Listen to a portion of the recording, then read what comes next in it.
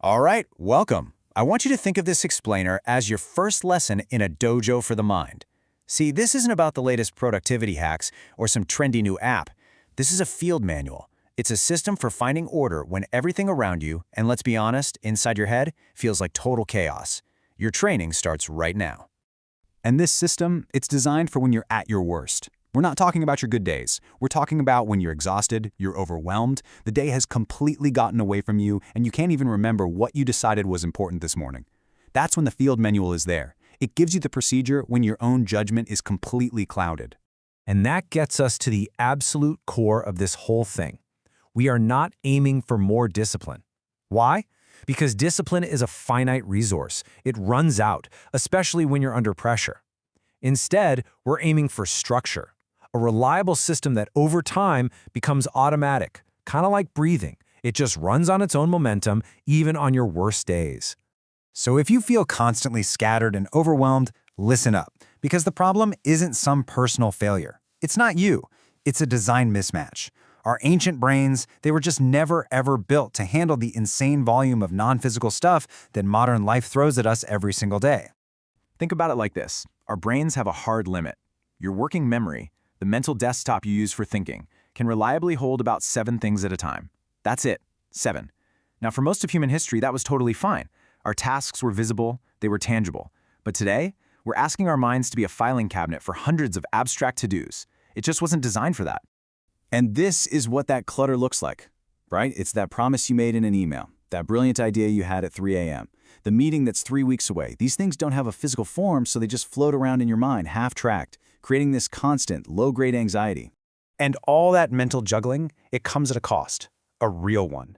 It creates what we call an invisible tax on your cognitive resources. A huge chunk of your mental energy is just spent trying not to forget things, which, of course, leaves very little bandwidth left over for actually thinking clearly and doing your best work. Okay, so how do we fight back? We start with the most fundamental move there is. This is the white belt stance. And let me be clear, this isn't the easy part, it's the most important part. It's called external capture, and it is the foundation that everything else is built on. The definition itself is just beautifully simple. Capture is the non-negotiable act of getting every single thought, task, idea, or worry out of your head and onto an external surface. I'm talking a notebook, an index card, anything. And you do it the moment it appears. No exceptions. And the protocol for this is a simple 3-step drill. If a thought enters your mind, then you immediately write it down.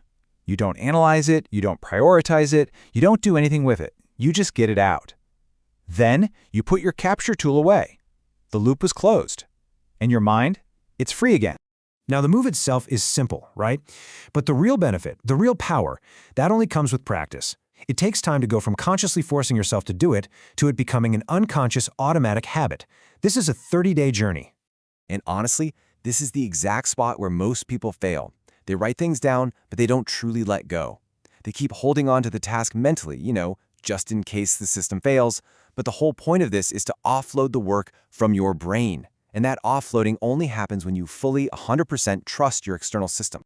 Look, this trust doesn't just happen overnight. It is earned. The first few days, it's going to feel like an experiment. Then, around day 15, you'll probably hit a wall and have some serious doubts. But if you stick with it for 30 straight days and you see that nothing gets lost, that's when real, genuine trust becomes possible. Okay, so once you've freed your mind from the job of tracking everything, you suddenly gain this incredible clarity. And that allows you to advance to the next level, the orange belt, which is all about reclaiming the power of a single, focused priority. You know how the modern world loves to talk about priorities, plural? That's the problem. You can't have multiple most important things. That just creates conflict, it's vague, and it leads to inaction. The ordered way, well, it brings back the original, singular meaning of the word. One priority. A clear, definitive duty list. And this singular focus, it has immense power. When you have a defined duty list, saying no to a new request isn't some personal rejection. It's not you being difficult. It's a structural fact. You can just say, I am already committed. It gives you the backbone you need to protect what really matters. So the next level of order, let's call it the yellow belt, is about aligning your work with your body's natural energy. This is about working smarter, not just harder, by embracing work sprints instead of trying to grind through a marathon day. And there's some really cool science behind this. It's based on our natural ultradian rhythms, these 90 to 120-minute cycles of high energy followed by a period of recovery. We are biologically wired for intense, focused sprints, not for 8 hours of nonstop work. A really simple way to use this is the 9x3 framework. You just divide your day into 3 blocks. Block 1, the morning, that is sacred time for your deepest, most focused work, no meetings, no email. Block 2 is for collaboration, for meetings when the world can reach you. And Block 3 is for winding down, taking care of admin and preparing for the next day. But here's the thing. No matter how advanced the techniques get, it all comes back to the foundation. See, mastery isn't about learning some secret complex moves. It's about performing the basics so consistently that they become a part of who you are. The capture protocol is never left behind. It becomes you. This whole system is built on that one idea, that true mastery is just the complete internalization of the fundamentals. The process doesn't start with some grand plan. It starts with a single, repeatable action. So the only question that really matters right now is this: what is your first move?